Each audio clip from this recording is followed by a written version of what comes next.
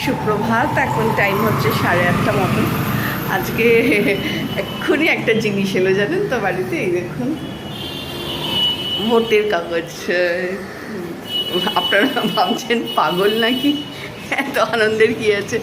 আনন্দটা এই হচ্ছে, ডিঙ্কু এই ফার্স্ট লাইফে ভোট দেবে আর কি, সেই জন্যে।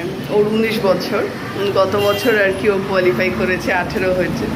তো গত বছর ওর ভোটের আর কি কার্ড তৈরি হয়, গত বছর ভোটার কার্ড তৈরি হয়। এই বছর আর কি এই বছর জানুয়ারি মাসে ভোটের আর কি কার্ডটা বাড়িতে আসে বাই পোস্ট। তো আর এখন আর কি 1 জুন আমাদের ভোট, যেহেতু তো ডিঙ্কু ওই ফার্স্ট টাইম ভোট দেবে, এই জন্যই এত আনন্দ হচ্ছে। ডিঙ্কাকে ডেকে তুললাম, দিয়ে বললাম এই দেখ তোর ভোটের কাগজ এসছে। ডিঙ্কু একটু দোকানে যা, এটা আপনাদের সঙ্গে শেয়ার করলাম। আর আজকে হচ্ছে 14ই মে। হ্যাঁ, আজকে হচ্ছে 14ই মে, আর দিনটা হচ্ছে মঙ্গলবার। গতকালের যে লুচি টুচিগুলো ছিল ওগুলো নিয়ে আসলাম।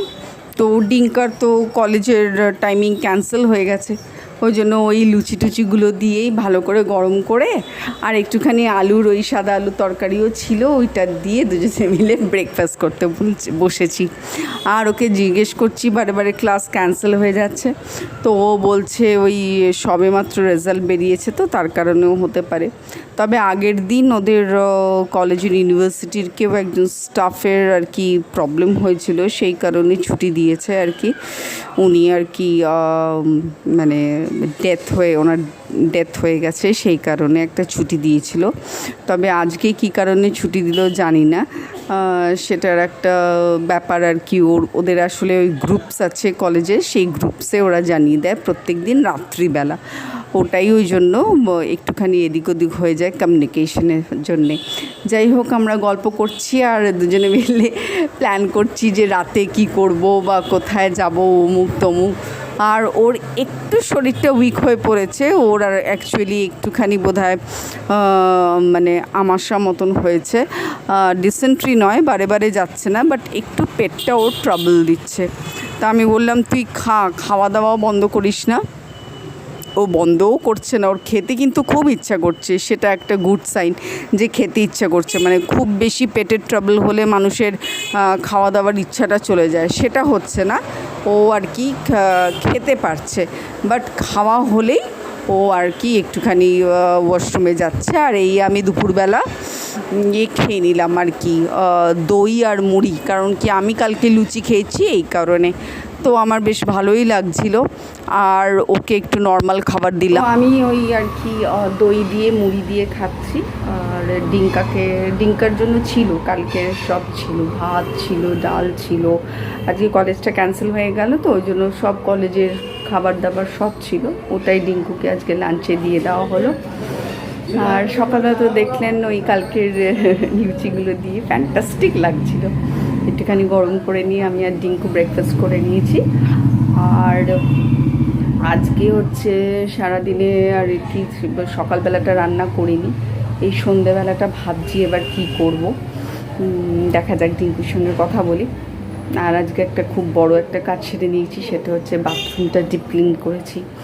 বাথরুমটা ডিপ ক্লিন বলতে আমি আমার ওয়াশরুম ডেইলি পরিষ্কার করি। মানে আমার একটু প্রবলেম আছে, আমি সব মেনে নিতে পারি, হয়তো কোথাও গিয়ে মাটিতে শুয়ে পড়তে পারবো, আমি আমার নিজের বাড়িতেই মাটিতে শুই, বালিশ দরকার হবে না, চাদর দরকার হবে না, কিচ্ছু হয় না। যেখানে বসতে বলবে, যেখানে শুতে বলবে, যা খেতে বলবে সব করে নিতে পারবো। একটা জিনিস আমি করতে পারি না, দ্যাট ইজ নোংরা বাথরুম টলারেট করতে পারি না।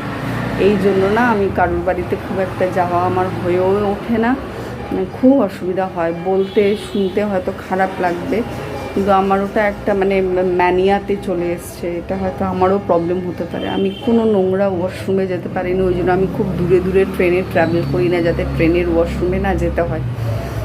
তো ওই জন্য আমি আমার ওয়াশরুম ডেইলি, এটা তো আপনাদের সঙ্গে শেয়ার করতে পারবো না, আর এটা শেয়ার করা উচিতও না।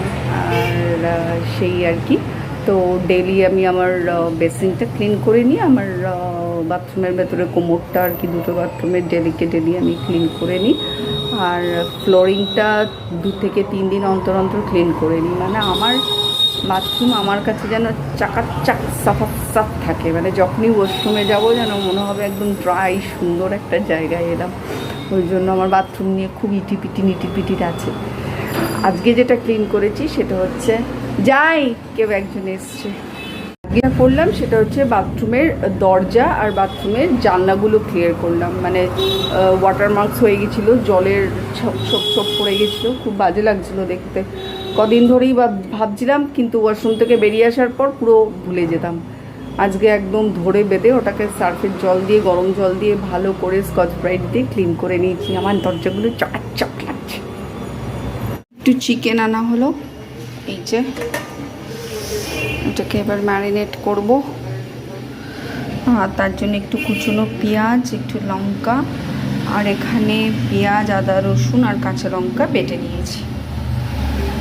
অল্প চিকেন হয়ে যাবে। একটু চিকেন কষা করবার, আলু দেবো না, ইচ্ছা আছে। আর ওই একটু আটার পরোটা বানাবো, সেইটা একটুখানি মেখে রাখলাম। তারপর দেখছি একটু আগে চিকেনটাকে ম্যারিনেট করে নেব, করে রেখে দেবো, তারপর পরোটাটা করব। চলুন, পরোটা হয়ে গেছে। আবার ধরতে পারছি না গরমেও।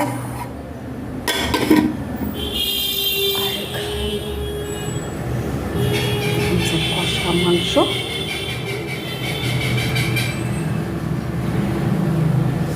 আর এই একটু জল রেখেছি। আবার এটা তো গরম করতে হবে, কারণ এখন বাজে 7:30। ততক্ষণে সব ঠান্ডা ফুন্ডা হয়ে যাবে, আবার গরম করতে হবে। তখন এখানে আর একটু জল দিয়ে ওটাকে গরম করে নেবো। ডিঙ্কার চিকেনটা একটু হালকা করে ঝোল করেই করে দিলাম। ও বলছিল আর কি, না মা আমি পরোটাই খাবো, বাট দিলাম না, ভরসা হচ্ছিল না। ও এইটা ঝোল দিয়ে ফার্স্ট খেয়ে নিক। আর ওকে আজকে মেট্রোজিল দিয়েছি 2টো, তাই না মাম্মা? মেট্রোজিল খেয়ে কীরকম আছে আর কি সেটা রাত্রিবেলা বুঝতে পারবো। ও আগে খেয়ে নিক। পাতলা চিকেনের ঝোল আর ভাত গরম করে দিয়ে দিয়েছি, তারপর দেখা যাক। ওর প্রত্যেকটু মাঝে মাঝে কুনকুন করছে। আমি ওর জন্যই একটু পরোটা আর কষা মাংস করেছিলাম।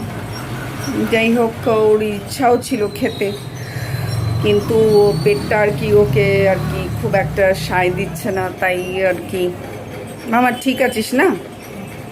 আরও ওষুধ এনে রাখা আছে, যদি খুব প্রবলেম হয় রাত্রিবেলা তো দেওয়া হবে। আর এই তো, আপনাদের সবাইকে গুড নাইট, শুভরাত্রি। আবার দেখা হবে কাল সকালে আরেকটি নতুন ব্লগের সঙ্গে।